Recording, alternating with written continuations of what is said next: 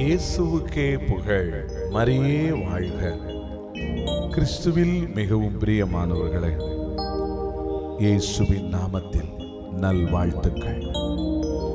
ஆண்டவர் உங்களை நிறைவாக ஆசீர்வதித்து உங்களுடைய எல்லைகளை எல்லாம் விரிவாக்கி பெரிதாக்கி உங்களை ஆசீர்வதிப்பாராக.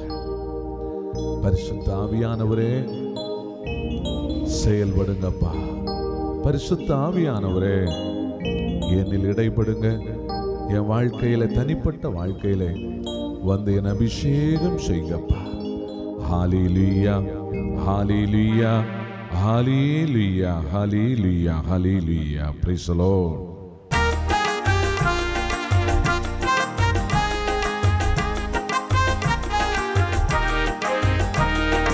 ஆவியான எங்கள் அன்பு தெய்வமே, அடியோரை ஆட்கொண்டு நடத்துமே.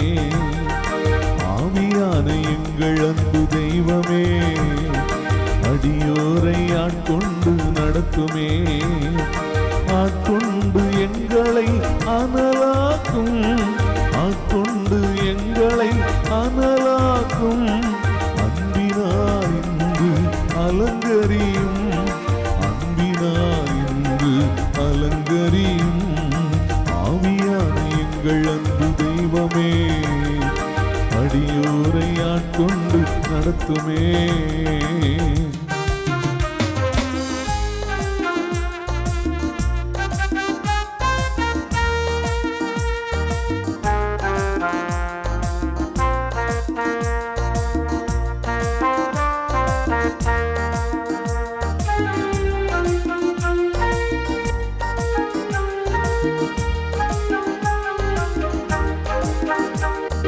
ஜெபிக்க வைக்கும் எங்கள் ஜெப வீரனே, துதிக்க தூண்டும் துணையாளரே.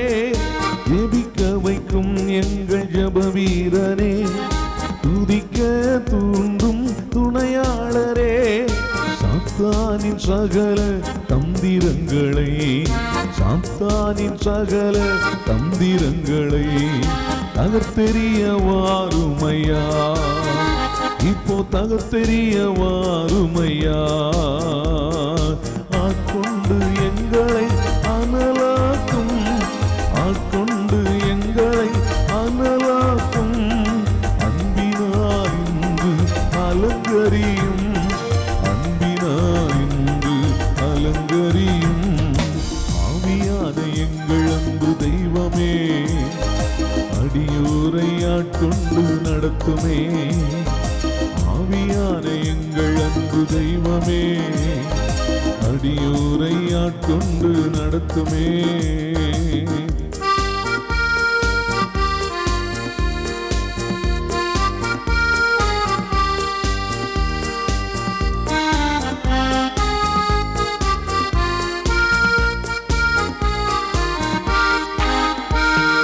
சாவுக்கேதுவான எங்கள் சரீரங்களை உயிர் வர செய்பவரே.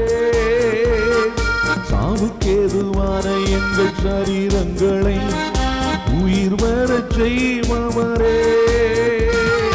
சரீரங்களின் தீய செயல்களையே, சரீரங்களின் தீய செயல்களையே சாகடிக்க வாருமையா. இப்போ சாகடிக்க வாருமையா. ஆட்கொண்டு எங்களை அனலாக்கும், ஆட்கொண்டு எங்களை அனலாக்கும். அன்பினார் இன்று அலங்கரியும், அன்பினார் இன்று அலங்கரியும். ஆவியான எங்கள் அன்பு தெய்வமே, அடியோரை ஆட்கொண்டு நடத்துமே. ஆவியான எங்கள் அன்பு தெய்வமே, அடியோரை ஆட்கொண்டு நடத்துமே.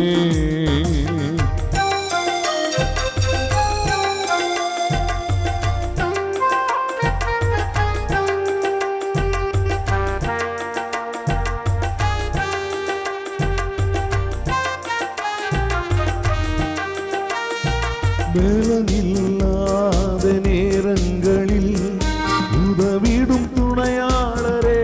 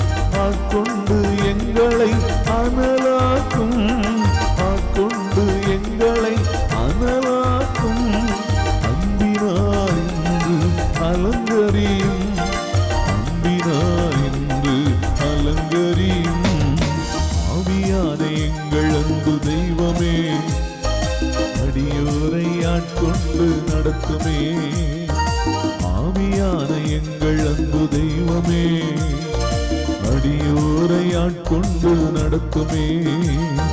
நன்றி இயேசுவே, நன்றி இயேசுவே, நன்றி இயேசுவே, நன்றி இயேசுவே, நன்றி இயேசுவே, நன்றி இயேசுவே. ஹல்லேலூயா, ஹல்லேலூயா. இயேசுவில் அன்பிற்குரிய அருமை சகோதர சகோதரிகளே, இந்த நாளில் உங்களை சந்திப்பதிலே பெருமகிழ்ச்சி கொள்கிறேன். ஆண்டவர் இயேசு உங்களையும் உங்கள் குடும்பங்களையும் ஆசீர்வதிப்பாராக. அன்பார்ந்த இறை மக்களே, இயேசுவின் திவ்ய திரு இருதயத்தை நினைத்து ஜெபித்து கொண்டிருக்கக்கூடிய, கருத்துக்களை பகிர்ந்து கொண்டிருக்கக்கூடிய இந்த நாட்களில் உங்களோடு இன்னொரு அனுபவத்தை பகிர்ந்து கொள்கிறேன். அன்பார்ந்தவர்களே, 2002 ஆண்டு, ஏறக்குறைய 24 ஆண்டுகளுக்கு முன்பாக நானும் அருட்தந்தை அகஸ்டின் கராமெல் என்ற எஸ்பிடி சபை ஃபாதர், அவங்க இப்போ 95 வயதுக்கு மேல் இருக்க வேண்டும். அவர் வாடியூரிலே வாடிப்பட்டி மாதா ஆலயத்தில் அவர் இருக்கிறார், ஓய்வில் இருக்கிறார். அன்பார்ந்தவர்கள், நாங்கள் இருவரும் ஒரு பிரதர் ஒருத்தர் சென்னையில் கவர்மெண்ட் ஹாஸ்பிட்டலில் சென்ட்ரலில் அவர் அட்மிட் ஆகியிருந்தார். அப்போ வெள்ளிக்கிழமை இருவரும் நற்கருணையை எடுத்துக்கொண்டு அவரை பார்க்க செல்கிறோம். நாங்கள் நற்கருணையை எடுத்து செல்கிறோம். ஆனால் அங்கேயெல்லாம் போட்டுட்டு போகல, ஜிப்பா மட்டும் ஃபாதர் போட்டிருந்தாங்க. நான் சும்மா பக்கத்தில் போயிட்டு இருந்தேன். அங்கே நாங்கள் அந்த ரயிலில் இறங்கி எதிர்த்தாப்பில் இருக்கக்கூடிய அந்த கவர்மெண்ட் ஹாஸ்பிட்டலுக்கு போகணும். அந்த பாலம் கீழே அண்டர் கிரவுண்டில் போகணும். அவ்வாறு செல்லுகின்ற பொழுது நாங்கள் அப்படி சென்று திரும்பக்கூடிய இடத்தில் ஒரு கண் தெரியாத ஒரு மனிதர், அம்மா ஐயா தர்மம் போடுங்க என்று கேட்டுக்கொண்டிருந்தவர், நாங்கள் செல்லுகின்ற பொழுது 2 கைகளையும் மேலே உயர்த்திய வண்ணமாக, ஆண்டவரே என் தேவனே என்று மட்டும் கத்தினார்.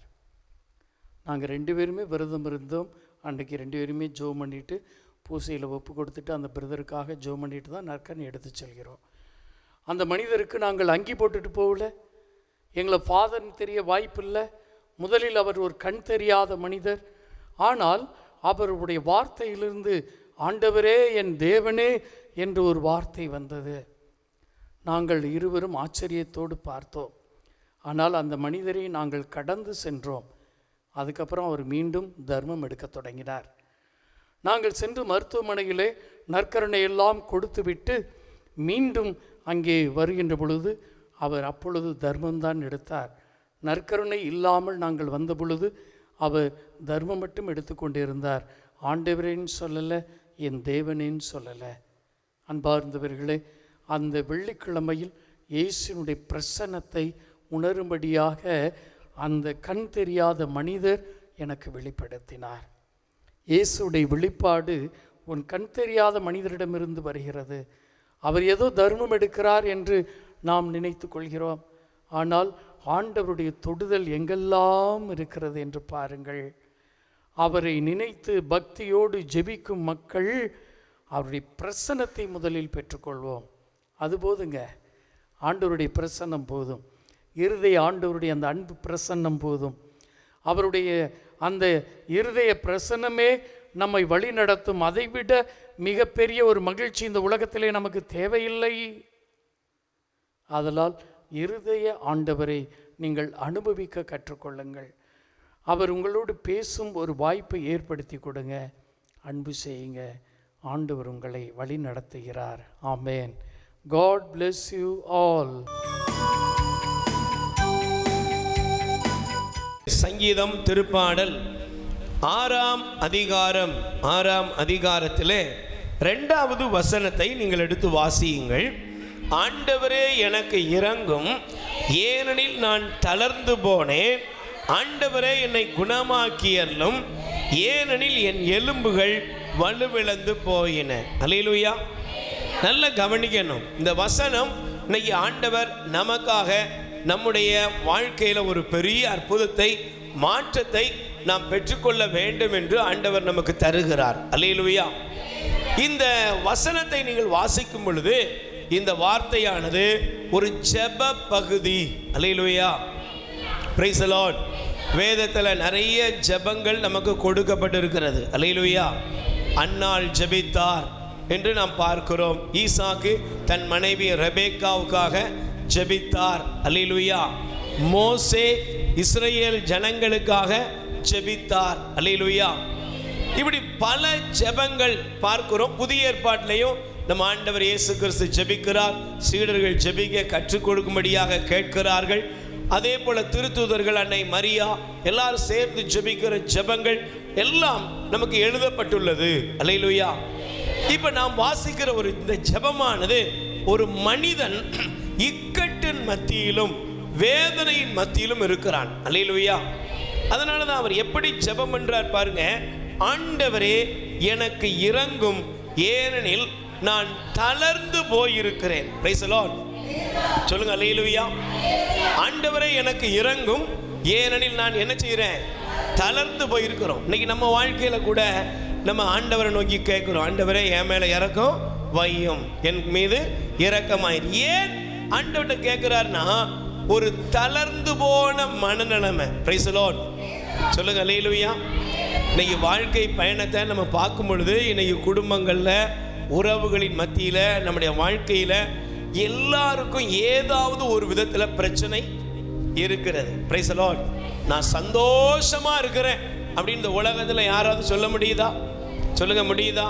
1000 கோடி சம்பாதித்தவனா இருக்கட்டும், 50,000, 1 லட்சம், பல லட்சம் கோடிகள் வைத்திருக்கிறவர்களா இருக்கட்டும், எந்த மனிதனா இருக்கட்டும், அட இல்லைங்க ஒண்ணுமே அப்படின்னு சொல்லுகிற எந்த மனிதன், இல்லாதவனும் சரி இருக்கிறவனும் சரி, படித்தவனும் சரி படிக்காதவனும் சரி, எல்லா மனுஷனுடைய வாழ்க்கையிலுமே பிரச்சனைகள் சூழ்ந்து இருக்கிறது.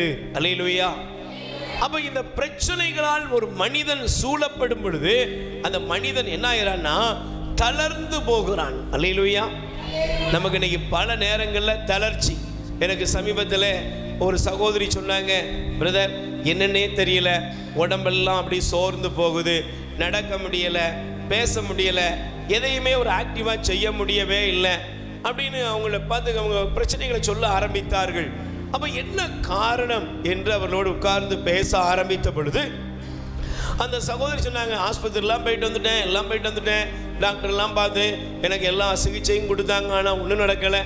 அப்போ அவங்கள கூப்பிட்டு உட்கார வச்சு வீட்டில் உள்ள சில பிரச்சனைகளை குறித்து ஏதாவது அவர்களுடைய வீட்டில் ஏதாவது பிரச்சனை இருக்கலாம் என்று கேட்க ஆரம்பித்த பொழுது அவர்கள் சொல்ல ஆரம்பித்த காரியம் என்ன அப்படின்னா, என் மகனை ரொம்ப அன்பான பையன், எப்போவுமே நல்ல அன்பு செய்வான், நல்ல சொன்னபடி கேட்பான், அப்படி எல்லாம் இருக்கிற பையன்.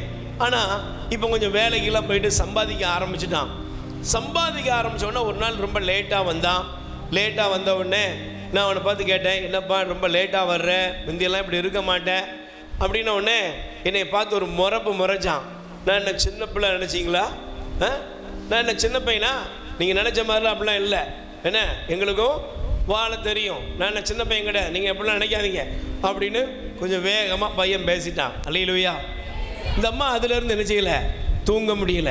என்னென்னா சிந்தனையில் அவளுக்கு என்ன வந்து விட்டதென்றால், இந்த பையன் எப்போதும் தன் மடியிலேயே இருக்கக்கூடிய பிள்ளை இன்னைக்கு நம்மளை பார்த்து என்ன கேள்வி கேட்டான், எனக்கும் தெரியும், உங்கள் வேலையை பார்த்துட்டு போங்க அப்படின்னு சொன்ன வார்த்தை அவளுக்குள் பல நினைவுகளை உருவாக்கிட்டு, இப்போமே இப்படி இருக்கிறான், நாளைக்கு கல்யாணம் முடிஞ்சா என்ன ஆவானோ, நம்மளை திராட்டில் விட்டுருவானோ, ரோட்டில் விட்டுருவானோன்னு சொல்லி பல கவலைகள் அவளுடைய இருதயத்தில் வந்துட்டு, அதுக்கப்புறம் அந்த அம்மா யார்ட்டையும் பேசுறதில்லை, பையன் கேட்டால் கூட பதில் சொல்கிறதில்லை.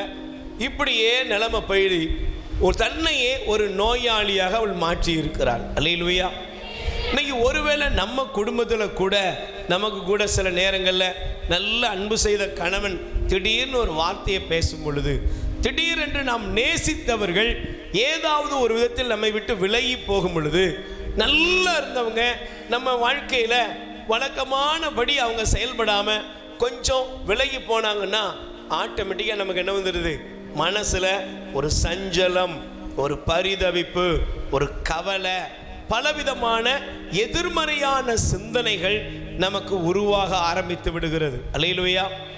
அப்ப இன்னைக்கு இந்த சங்கீதக்காரன் சொல்றாரு, நான் தளர்ந்து போய் இருக்கிறேன், என்னை குணமாக்கியலும், ஏனெனில் என் எலும்புகள் வலுவிழந்து போயின.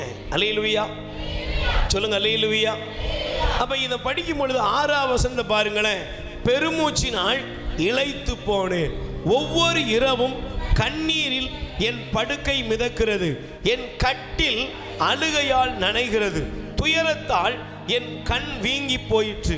அல்லேலூயா. சொல்லுங்க அல்லேலூயா. Praise the Lord. அவர் சொல்றாரு, கண்ணீர் விடுகிறேன், அழுறேன், கட்டிலே எதுல மிதக்குது? கண்ணீரில் என் படுக்கை மிதக்கிறது, என் கட்டில் அழுகையால் நனைகிறது என்று அவர் புலம்ப ஆரம்பிக்கிறார். Price the Lord.